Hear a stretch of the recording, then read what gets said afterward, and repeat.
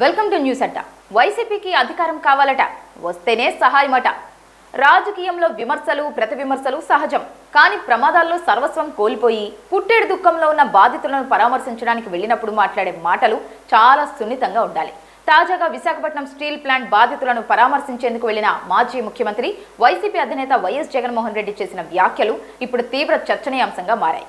బాధితులకు తక్షణ భరోసా ఇవ్వాల్సింది పోయి భవిష్యత్తు రాజకీయాలను ముడిపెడుతూ ఆయన మాట్లాడిన తీరుపై సర్వత్రా విస్మయం వ్యక్తమవుతోంది.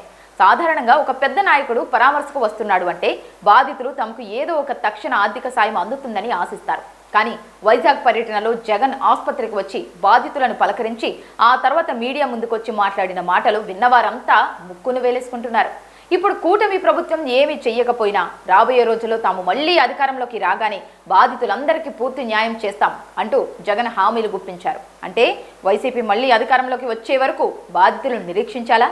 అప్పటి వరకు వారి కుటుంబాల పరిస్థితి ఏంటి అనే ప్రశ్నలు తలెత్తుతున్నాయి.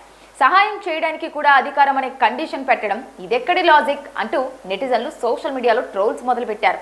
మరోవైపు కేంద్ర ప్రభుత్వం ఇస్తున్న 2 లక్షల ఎక్స్గ్రేషియాను, స్టీల్ ప్లాంట్ యాజమాన్యం ఇచ్చే 25 లక్షల పరిహారాన్ని ప్రస్తావించిన జగన్ రాష్ట్ర ప్రభుత్వం బాధితులకు ₹1 కోటి ఇవ్వాలని డిమాండ్ చేశారు. డిమాండ్ చేయడం వరకు బాగానే ఉన్నా ప్రధాన ప్రతిపక్షంగా కోట్ల రూపాయల ఫండ్స్ ఉన్న పార్టీ అధినేతగా వైసీపీ తరపున బాధితులకు కనీస ఆర్థిక సాయం ప్రకటించకపోవడం గమనార్హం. ప్రభుత్వంపై విమర్శలు గుప్పించడమే లక్ష్యంగా సాగిన ఈ ప్రసంగంలో మాటల్లో కోట్లు దాటించిన జగన్ చేతల్లో మాత్రం రూపాయి సాయం ప్రకటించకపోవడంపై అక్కడ బాధితుల బంధువులే పెదవి విరుస్తున్నారు. అంతేకాకుండా చావు బతుకుల మధ్య ఉన్న బాధితుల చెంత పార్టీ కటౌట్లు, ప్లకార్డులు పట్టుకొని కొందరు పెయిడ్ ఆర్టిస్టులతో నినాదాలు చేయించడంపై తీవ్ర అసహనం వ్యక్తమవుతోంది. రాజకీయం చేయడానికి ఎన్నో వేదికలుంటాయని, కనీసం ఆసుపత్రి మృతుల వద్ద అయినా ఇలాంటి పవర్ పాలిటిక్స్ పక్కన పెడితే బాగుండిందనే అభిప్రాయాలు వ్యక్తమవుతున్నాయి.